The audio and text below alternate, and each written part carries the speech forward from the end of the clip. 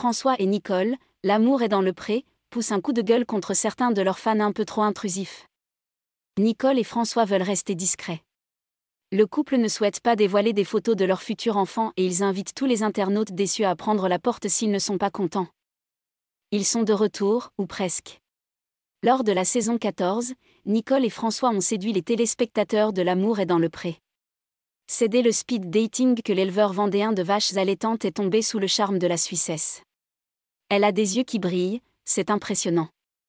Elle a un regard qui tue, on dirait la chanson Elle a yeux revolver. Elle est souriante, elle est pétillante. On a envie de vivre, c'est impressionnant, se confiait François. L'année dernière, le couple avait décidé de commenter la nouvelle saison de L'amour est dans le pré face caméra. Une bonne occasion pour les fans du programme de continuer de suivre leur idylle à l'écran.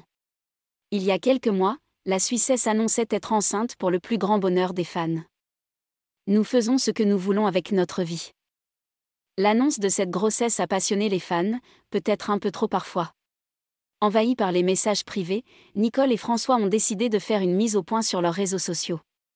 Pour les personnes pas contentes car nous ne donnerons pas le prénom du bébé ni une photo de sa tête, il y a un petit bouton où c'est écrit « Ne plus suivre », a écrit le couple, faisant une capture écran du menu, avec l'option en question « Nous faisons ce que nous voulons avec notre vie, peu importe notre participation à l'émission ». N'espérez donc pas découvrir la bouille du nouveau-né comme ont pris l'habitude de faire d'autres couples du programme comme Lucille et Jérôme. Nathalie et François soudés face aux épreuves. Cela faisait plusieurs années que Nathalie et François souhaitaient devenir parents, sans succès. Je suis tombée enceinte il y a 1 an et demi environ et malheureusement 1 mois et demi après j'ai fait une fausse couche, s'était confiée la Suissesse, qui a pu compter sur le soutien de ses proches pour affronter cette épreuve. Le couple était même prêt à se lancer dans un parcours de PMA, mais tout s'est finalement fait naturellement. Les 2 premiers mois, je me suis sentie très fatiguée.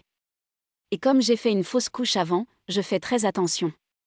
Je suis un peu parano, là, je suis dans mon 4e mois donc je souffle un peu plus, s'est confiée la future maman.